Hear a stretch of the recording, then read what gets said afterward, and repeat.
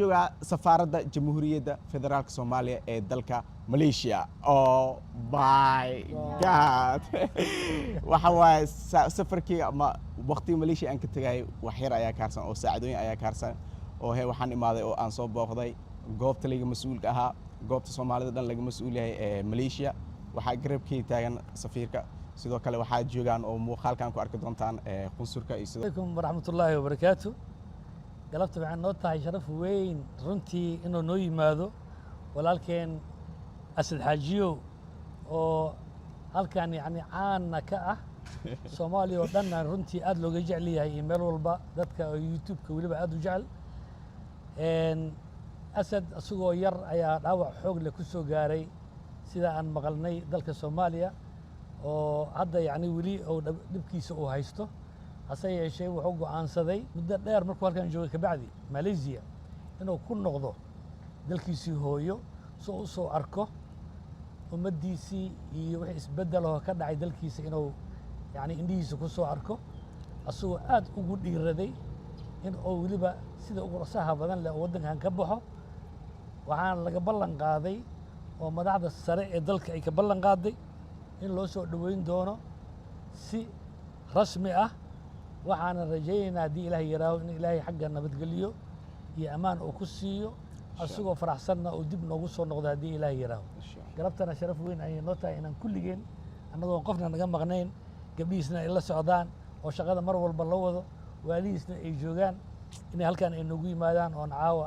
galabta aan magaciisa muxuu ahay aan ku soo dhaweyno safaaradda jamhuuriyadda federaalka Soomaaliya ee Malaysia. marka waxaan leenahay hambalyo inaad dhiirantahay waxaan kugu leenahay ilaahay ha kugu nabadgeliyo dhibka kaa soo gaarana ilaahay waxaan ka baryaynaa insha Allah taala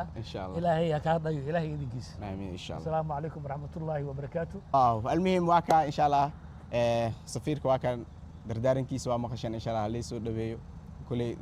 dawlad la lisii dhiiwayo ku dhaw waxaan rajaynaa insha Allah inuu dhib iimaanay haddii alla idmo gacan amaana insha Allah.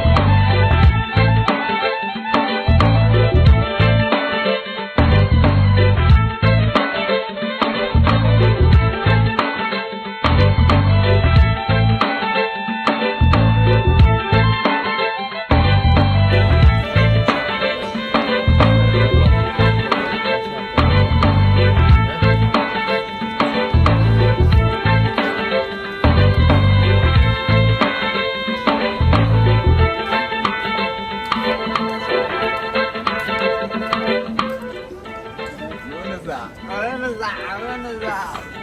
ان شاء الله.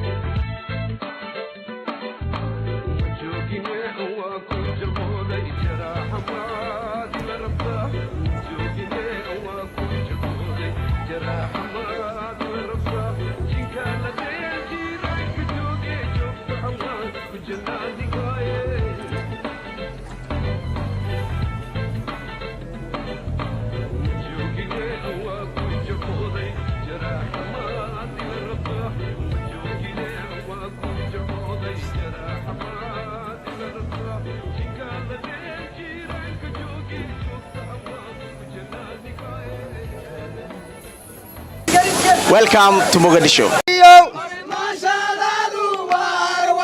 أستاذي أسد حجيو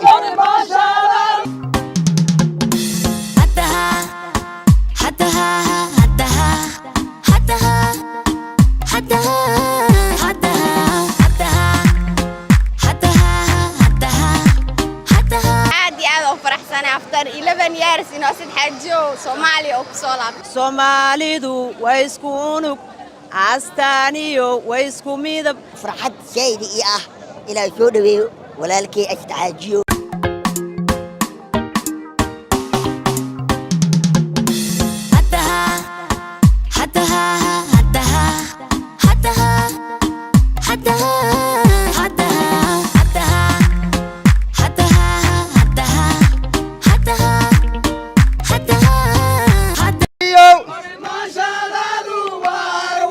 أستاذي أسد حجيو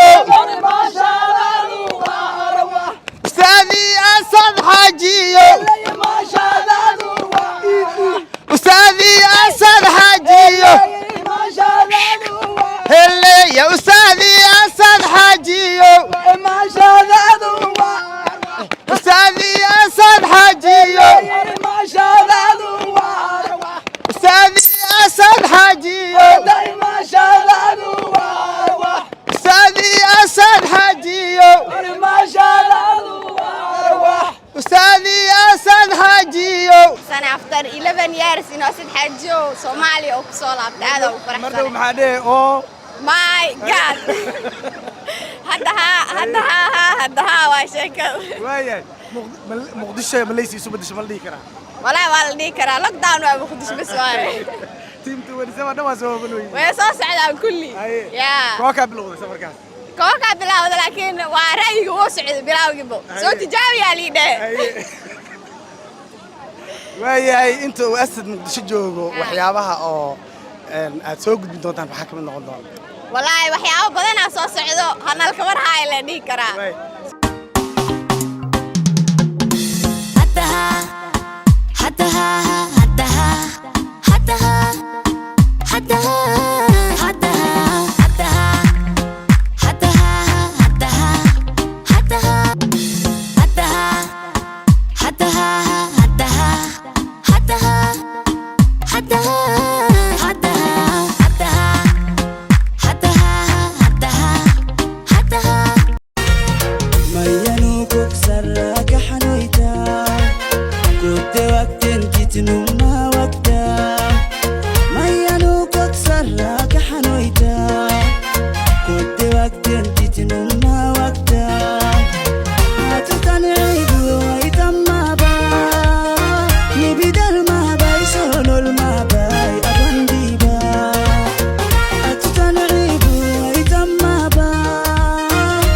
qof walba wuxuu ka hadlay Asad Xaajiyo laakiin 12 sano ka hor marka inta ka tagay noo ambalaas saaran oo Cabdullaahi dhabarkiisa saaray dadkaada shmala Abdullahi shal anoo dhaawacay qaada haddana waa kana anoo bulshadadan ijaalihina isu alisay baraada waxa ku leeyahay maasan tahay inta ka horeyso waxa halkaan aad iyo aad u mahadcelinaa dhammaan mas'uuliyiinta dawladda iyo team 27 dhammaan waqtigoodii soo horay soo dhaweynteeda waxaan filin ayaa dhacay oo waxa maqli jiray yani qofka yani waxa tabaysa markuu ka tago oo kale ama yani waxa tahay waxaad ogaanaysaa markii meel aad tagto oo kale ama waxyaabahaas oo kale maanta waxa ogaaday in Soomaalida dhan ay wataan dhammaan team 27 waxa leeyahay waa maasantihiin dareenkayga ku soo koobi karo isla airportkan ay joogo 12 sano ka hor anigoo nolosha ka dhacay oo turaaji u surantay dhiig baxay ka tagay haddana waa kan waxa ku soo laabtay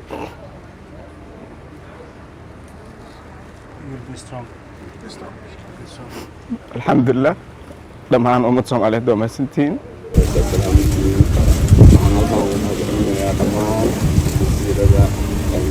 Soomaaliyeed kala saareen sida wanaagsan ee ay soo dhaweeyeen waxaan filaynin dhacay maanta waxaad mahadsantihiin soo dhaweynta aad soo dhaweyseen waxaa yeelanahay isla joognaa intaan is arki weynina ee banaanka taaganayana waxaan leeyahay raali noqda waan mahadsantihiin insha allah